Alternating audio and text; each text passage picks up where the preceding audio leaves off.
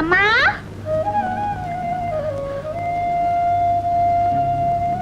అమ్మా అమ్మా. ఏమిటి బాబు? మరేమో చిట్టిగాడు ఈసారి చిల్డ్రన్స్ డే నాటకంలో ఆడికి ఫస్ట్ ప్రైజ్ అంటున్నాడు. బేబీ బుజ్జి నాకంటున్నారు. నువ్వే చెప్పమ్మా, నాకు ఆడికా? బాబు, ఈసారి నువ్వు ఆ నాటకాలకు ఆటలకు వెళ్ళదు బాబు. అదేంటమ్మా, నన్ను నాటకం వెయ్యొద్దంటావా? అవును బాబు, నీ కొంట్లో బాగోలేదుగా? నాకేం లేదమ్మా, నీ బాగానే ఉన్నానుగా. అప్పుడెప్పుడో చిన్న దెబ్బ తగిలింది.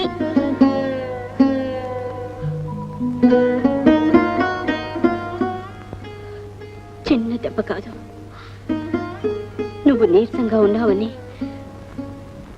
ఎక్కువ శ్రమ పడకూడదని డాక్టర్ చెప్పారు బాబు. డాక్టర్కి ఏమీ తెలీదు. నాకు నీరసంగా లేదు. నేను నాటకం వేస్తాను. వద్దు బాబు, నువ్వు నాటకం వేయడానికి వీలేదు. అంటే నా ఫస్ట్ పేజ్ రాక్కర్లేదా? చిట్టుగాడు ఫస్ట్ పేజ్ పట్టుకుపోవాలా? అందరూ వాడికి చప్పట్లు కొడుతుంటే నేను ఏడుపు మొఖంతో చూస్తూ కూర్చోవాలా? బాబు, గోపి, నేను నాటకం వేస్తానమ్మా. నాకే ఫస్ట్ పేజ్ రావాలమ్మా. అమ్మా, నన్ను వద్దనకమ్మా. నేను నాటకం వేస్తానమ్మా.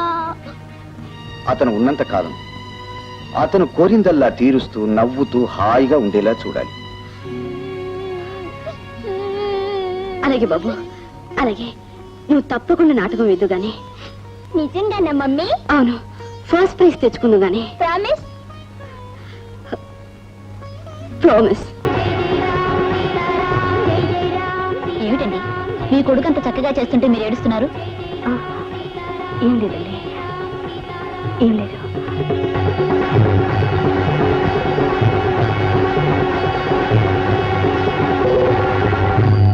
గోపి, గోపి, గోపి, ఏమిట్రా ఇది?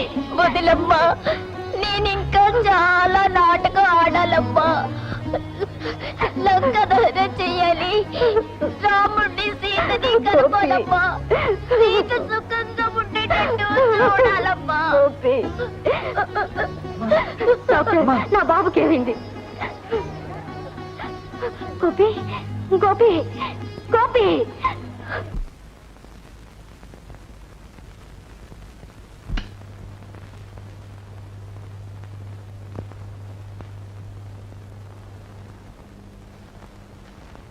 సీత, బాబు పరిస్థితి ఇక రోజుల మీద ఉంది.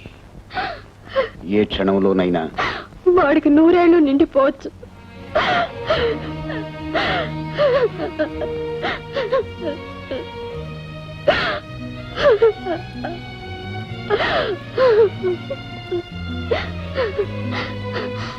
డాక్టర్, మీ వైద్య శాస్త్రానికి ఒక చేతనైతే బాగుండును. ఏమిటమ్మా? కొడుకు పోతాడని తెలిసిన తల్లి గుండె ఆపరేట్ చేసి ఆ గుండెకు బదులు ఒక బండరాయి ఉంచగలగడం. వస్తాను డాక్టర్. బహుశా రావాల్సిన అవసరం ఉండదేమో. ఏమిటండి, ఏమిటి మీరు అనేది? నేననేదేమిటే, ఆ డాక్టర్ దయానిదే చెప్పాడు. ఆ సీతమ్మ కొడుకు గోపికి గుండెకి సంబంధించిన భయంకరమైన వ్యాధి వచ్చింది, ఇక ఎంతో కాలం బ్రతకడు అని. పాపం, బంగారం లాంటి పిల్లోడు. ఎంత చురుగ్గా చలాకీగా ఉండేవాడు. కాస్త ఆయుష్ నుదుటను రాసినందుకేనేమో అంత కళిచ్చాడు దేవుడు ఆ పిల్లోడికి. ఆ పిల్లోడే పోతే సీతమ్మ ఏమైపోతుందో ఏమో.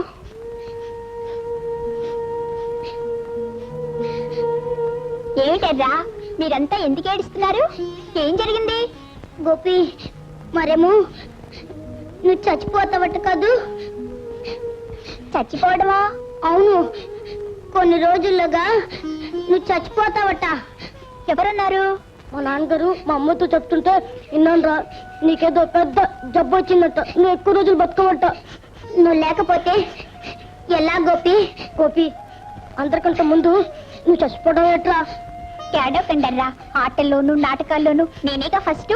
అలాగే చావులో కూడా నేనే ఫస్ట్ అన్నమాట. దాని గురించి ఏడవటం ఎందుకు? గోపి, రాధా, చచ్చిపోవడం అంటే విమానం కంటే పైకెళ్ళటం అంతే. నేను అక్కడి నుంచి మిమ్మల్ని అందరినీ చూస్తూ ఉంటాగా. వెళ్ళండి, ఏడవకుండా అందరూ ఇళ్ళకి వెళ్ళండి.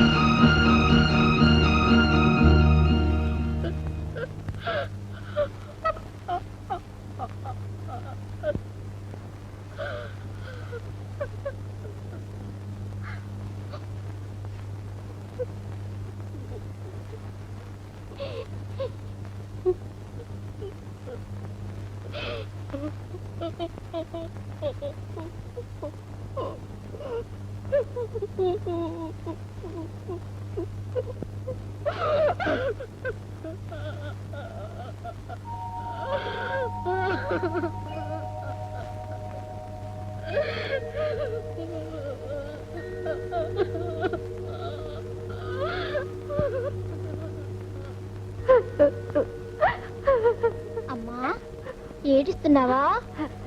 లేదు బాబు, ఏడవటం లేదు. అబద్ధం, నువ్వు ఏడుస్తున్నావు. నేను చచ్చిపోతాను కదూ. లేదు బాబు, లేదు. ఎవరు చెప్పారు? చిట్టి, రాధా వాళ్ళు వచ్చి చెప్పారు. నువ్వు అప్పుడప్పుడు ఎందుకు ఏడుస్తున్నావో ఇప్పుడు తెలిసింది. నువ్వు సరదాగా నవ్వటమే లేదు. నేను చచ్చిపోతాననే కదమ్మా. లేదు బాబు, లేదు. వాళ్ళు వాళ్ళంతా అబద్ధం చెప్పారు. నీకేం లేదు, నువ్వు బాగానే ఉన్నావుగా. నేను ఎప్పుడు ఏడవనే నవ్వుతూనే ఉంటాను. పడుకో.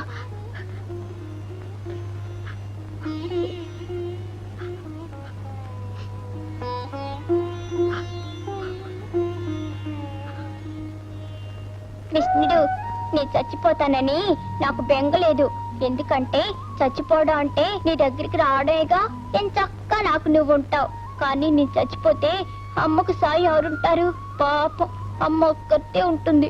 అందుకని నాన్నగారిని త్వరగా తీసుకొస్తావుగా.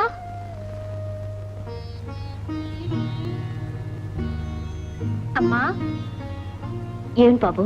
నేను కోరిక అడుగుతాను, తీరుస్తావా? అదేమిటి బాబు, నేనున్నది నువ్వేం అడిగినా తీర్చడానికేగా. మళ్ళీ కాదనకూడదు. ఆనంద్ బాబు, ఎంత కష్టమైనా సరే, నా ప్రాణం ఇచ్చైనా సరే నువ్వు అడిగిన తీరుస్తాను. ఏమిటో చెప్పు. ముందు ప్రామిస్ చేయి. ప్రామిస్. మరేమో నాకు నాన్నని చూడాలనుందమ్మా. బాబు, అవునమ్మా, నాకు నాన్న కావాలి. నాన్నే తొందరగా రమ్మనమ్మా. అదెలా బాబు? ఆయన అక్కడి నుంచి రావాలంటే బోల్డెన్ రోజులు పడుతుంది. కాదమ్మా, విమానంలో రేపే రమ్మని కబుర్ చేయమ్మా. కానీ బాబు, ఆయన ఇంకేం చెప్పకమ్మా. నేను చచ్చిపోతే ఇంకెప్పుడు నాన్నగారిని చూడలేను కదమ్మా. అందుకని ఒక్కసారి రమ్మనమ్మా. నా కోరిక తీర్చవా అమ్మా. నాకు నాన్న కావాలమ్మా. నీ నాన్న చూడాలమ్మా. అమ్మా, నీ నాన్నతో మాట్లాడాలమ్మా. నీ నాన్నకి ముద్దివ్వాలమ్మా. నాకు వచ్చిన ప్రైజ్లన్నీ చూపించాలమ్మా. అమ్మా, నీ నాన్న చూడాలమ్మా. ఇంకో పెగ్గే డార్లింగ్.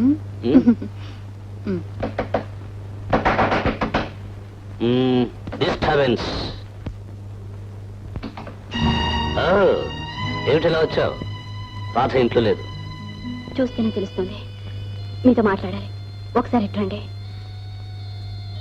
ఏమిటిది? పానకోలో పుడకలాగా ఇప్పుడు వచ్చావు. అసలు విషయం ఏమిటో తొందరగా చెప్పు. మోహన్, నీకు తెలుసు నేను నీ కారణంగానే తల్లినయ్యానని. నీకు తెలియకపోవచ్చు, పుట్టింది మొగబిట్టని. ఆ పసి మనసు గాయపరచకూడదని ఇంతకాలం నాన్నగారు అమెరికాలో ఉన్నారని అబద్ధం చెప్తూ వచ్చాను. కానీ ఇప్పుడు వాడు నాన్నని చూడాలని పట్టుపడుతున్నాడు. ఎందుకనో? వాడికి నయమోహన్ జబ్బు వచ్చింది.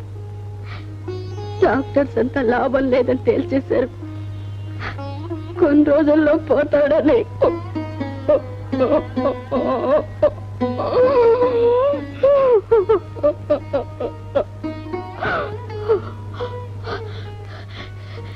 ఈ విషయం వాడికి కూడా తెలిసిపోయింది. అందుకని ఆఖరి కోరికగా నాన్నని చూడాలంటున్నాడు. అందుకొచ్చావా? మోహన్, తల్లిని పోగొట్టుకున్నాను, తండ్రిని పోగొట్టుకున్నాను. కట్టుకున్న నీ చేత నెట్టి వైపడ్డాను. అయినా ఎవరూ లేని ఈ లోకంలో ఇంకా బ్రతుకుతున్నాను. ఎందుకో తెలుసా? నా చీకటి బ్రతుకున వెలిగే చిన్నారి బాబు కోసం. వాడు కూడా ఆరిపోయి అమ్మ అనే పిలుపు ఆగిపోతే నేనేమైపోతానో నాకే తెలీదు. నేనేమైపోతేనే పోయే ఆ పసివాడు కోరిక తీర్చాలి. అందుకే వాడు తృప్తి కోసం, వాడు ఆనందం కోసం, వాడు ఆఖరి నవ్వు కోసం, వాడు పుట్టు కారణమైన నువ్వు ఒక్కసారి వచ్చి కనిపించు. నాన్నాన్ని పిలుచుకునే అదృష్టాన్ని వాడికి కలిగించు. కళ్ళ నీళ్లతోనూ, చావు కబుర్లతోనూ, సెంటిమెంట్తోనూ నన్ను వల్లో వేసుకుందామని వచ్చావా? ఒక్కరోజు వాడికి నాన్నగా ఒప్పుకుంటే పర్మనెంట్ గా నన్ను మొగుడుగా పట్టేద్దాం అనుకుంటున్నావా? మోహన్, నీకు చేతులెత్తి మొక్కుతాను. నా తండ్రి పోయిన రోజున, ప్రేమించి పెళ్లి చేసుకుని నువ్వు మోసం చేసిన రోజున, నీ చేత నా తాళి తెంపిన రోజున, నా బ్రతుకు బుగ్గైన రోజున కూడా నేను ఇంతగా ఏడలేదు. ఈరోజు నా బిడ్డ అడిగిన ఆఖరి కోరిక తీర్చలేకపోతే నా గుండె బద్దలైపోతుంది.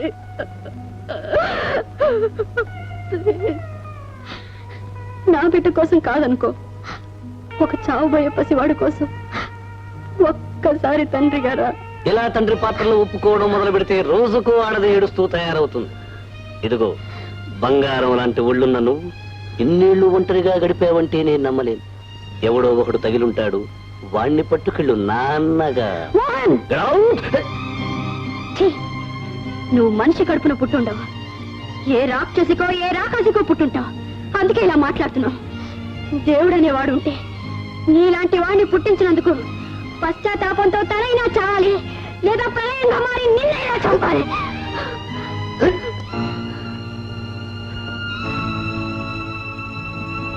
ఆగండి. రాధా, నువ్వు రైలుకి. రైలు తప్పిపోయింది. అది నా అదృష్టం అని అర్థమైంది. రాధా, సీతన్నది విన్నావేమో, అదంతా అబద్ధం అంటావు. కళ్ళ ముందు కనిపించేది ఏమిటంటావు? రాధా, నీ నోటితో నా పేరు పిలవకు. ఇంతకాలం నీ అసలు రూపం తెలియక దేవుడు అనుకున్నాను. ఇప్పుడే తెలిసింది పశువు కంటే హీనమైన వాడు అని. వాటికి సహితం, ప్రేమ, జాలి ఉంటాయి. నీకు అవి లేవు. కట్టుకున్న దాన్ని నీ తల్లిని చేసి తాళి తెంపి నువ్వు, చచ్చే బిడ్డ కళ్ళు ముందు ఒక్కసారి కనిపించడానికి నిరాకరించి నువ్వు ఈ సృష్టిలోనే గౌరవమైన నేరానివి. నేను చంపినా పాపం లేదు, కానీ నిన్ను చంపడానికి కూడా అసహ్యం వేస్తుంది. అందుకే నేను చేసేది ఏమిటో తెలుసా? విలువ లేదని ఒకనాడు ఆమె మెడలో తాళిబొట్టు తీసేసావు నువ్వు. నిజానికి నువ్వు కట్టిన తాడుకు విలువ ఉందనుకోవడం మా పొరపాటు. అందుకే దీన్ని నేనే తీసేస్తున్నాను.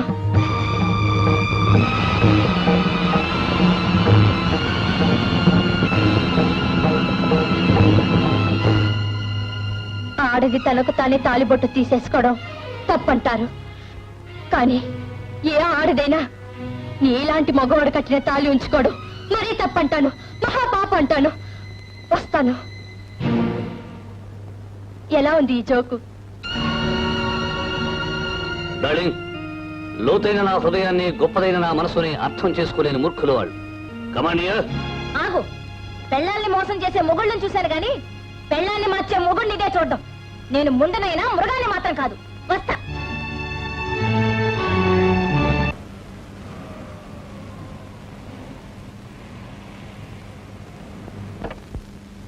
సీతగారు, సీతగారు, సీతగారు, నేనండి తాతారావుని. నాకు ఎవరు ట్రాన్స్ఫర్ అయింది, ఇవాళ వచ్చాను. రాగానే లాలలో లాలలో అంటూ రేడియో స్టేషన్కి వెళ్ళి మీ అడ్రస్ కొనుక్కుని మీకోసమే బయలుదేరుస్తున్నాం. వెతకపోయింది కాలీ తగిలినట్టుగా మీరే కనిపించారనుకోండి. అవును, మీ వారు అమెరికాలో ఉన్నట్టు కదా రేడియో స్టేషన్ లో చెప్పారు. అలా డౌన్ అయ్యి నేను మీ బాబుని గురించి విన్నాను. వారి చలాకితనం గురించి, వారి నాటకాల్లో బ్రహ్మాండంగా యాక్ట్ చేయడం గురించి, వారి క్లాస్ లో ప్రతి సబ్జెక్ట్ లో ఫస్ట్ మార్క్స్ కొట్టేయడం గురించి, ఇంకా చాలా ఏడుస్తున్నావా? ఏమైందండి? ఏం జరిగింది? సీత గారు, సీత గారు,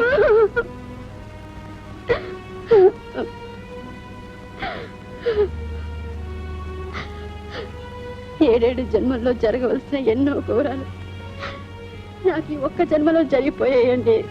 సీత గారు, అసలు ఏం జరిగిందో సరిగ్గా చెప్పండి ప్లీజ్. నుదిటి గీతగా విషాదం రాసుకుని పుట్టానని మీకు ఇదివరకే తెలుసు. మీరు వెళ్ళాక టామీ, రేపు మా నాన్నగారు వస్తారు తెలుసా? నీకెలా తెలుసు? ఛీ, నీకేం తెలీదు. నీకు తెలిసిందల్లా తలూపడమే. ఏ విమానం విమానం మా నాన్నగారిని రేపే తీసుకురా. నాన్నగారిని చూడాలి, రేపే తీసుకురా అనే వాడి కోరిక తీర్చలేని దౌర్భాగ్యపు తల్లినయ్యాను నేను. అంతే తాతారావు గారు, నా కన్నీళ్ళు చెప్పే కదా అంతే. సీత గారు,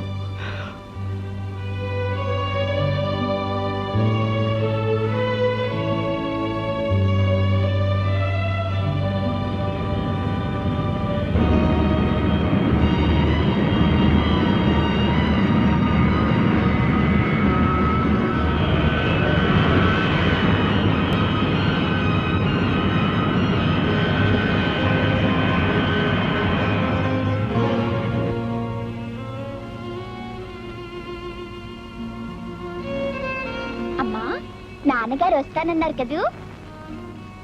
అవును బాబు, నేను ఫోన్లో మాట్లాడితే తప్పకుండా వస్తానన్నారు.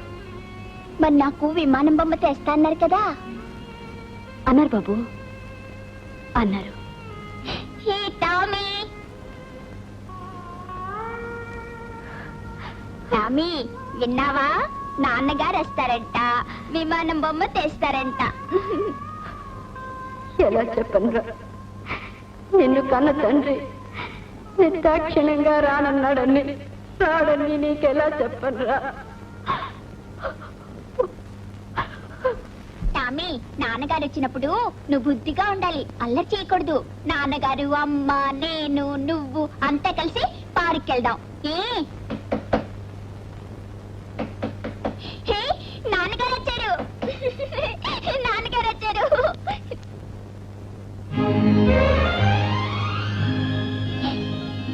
నాన్నగారు. బాబు, డాడీ, బాబు, కమాన్ డాడీ.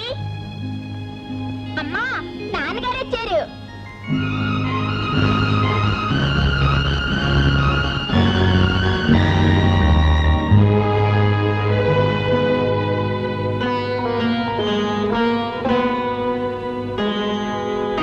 డాడీ, ఈ విమానం బొమ్మ నాకేనా? అవును బాబు, నువ్వు విమానం బొమ్మ కావాలన్నావు కదా, అందుకే తీసుకొచ్చాను. చూడు. భలే బాగుంది. బాగుందా? తీసుకో. Thank you daddy, thank you. మీరు రాడేమోనని అమ్మ దిగులుతో ఉంది, కానీ నాకు తెలుసు మీరు వస్తారని. ఎందుకంటే ఇందాక నేను కృష్ణుణ్ణి ప్రార్థించాగా. డాడీ డాడీ, అమ్మ, మీరు, నేను అంతా కలిసి షికార్కి వెళ్దాం డాడీ. బాబు, నువ్వుండమ్మా. డాడీ డాడీ, వెళ్దాం డాడీ. అందరికి మా డాడీ వచ్చాడని తెలియాలిగా, అందరికి నేను చెప్పాలిగా. డాడీ, అమ్మకి చెప్పు డాడీ. వెళ్దాం డాడీ. డాడీ, వెళ్దాం డాడీ.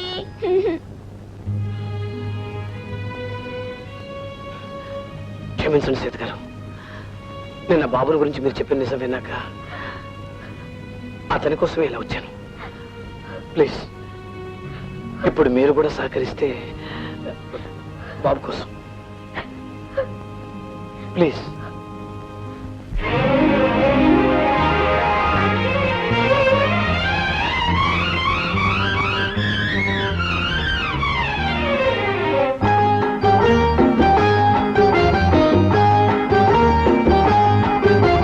చిన్ని పొన్ని చిలకల్లారా, చిట్టి పొట్టి జింకల్లారా, మా నాన్న వచ్చిన రోజు, మా అమ్మ నవ్విన రోజు, నాకిది పండుగ రోజు, నిండు నూరేళ్ల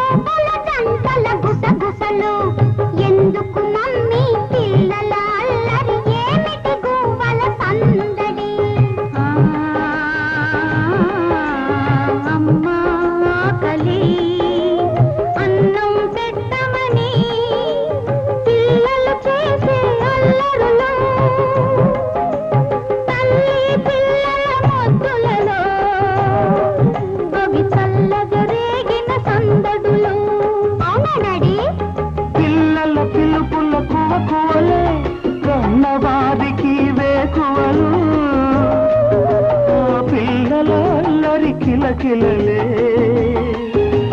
మళ్ళీ చూడని వెన్నెలలు. టామీ, మనం పరుగు పందెం వేసుకుందామా? అమ్మా నాన్నల దగ్గరికి ఎవరు ముందు పరిగెడతారో చూద్దాం. నాన్న, నేనెంత స్పీడ్ గా పరిగెడతానో చూడు. బాబు మరోసారి చూస్తారు, ఇప్పుడే వద్దు. లేదమ్మా, నీ స్కూల్ పోటీల్లో ఎలా పరిగెట్టానో నాన్నగారికి చూపించాలి. టామీ, కమాన్, 1 2 3.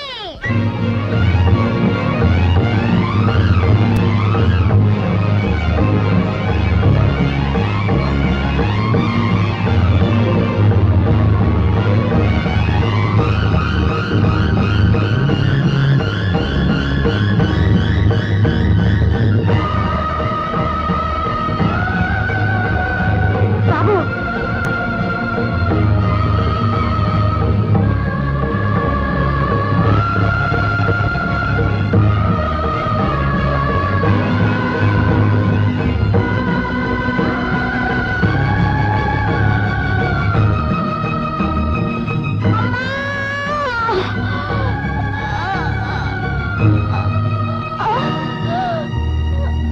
బాబు అమ్మా, నాకేదో నొప్పిగా ఉందమ్మా. బాబు బాబు నాన్న, నేను చచ్చిపోతే మళ్ళీ ఊరెళ్ళిపోతావా? వద్దు నాన్న, నేను చచ్చిపోతే అమ్మకి సాయం ఎవరుంటారు? నాన్న, అమ్మని వదిలి వెళ్ళనని, అమ్మతోనే ఉంటానని ప్రామిస్ చేయి నాన్న, ప్రామిస్ చేయి నాన్న,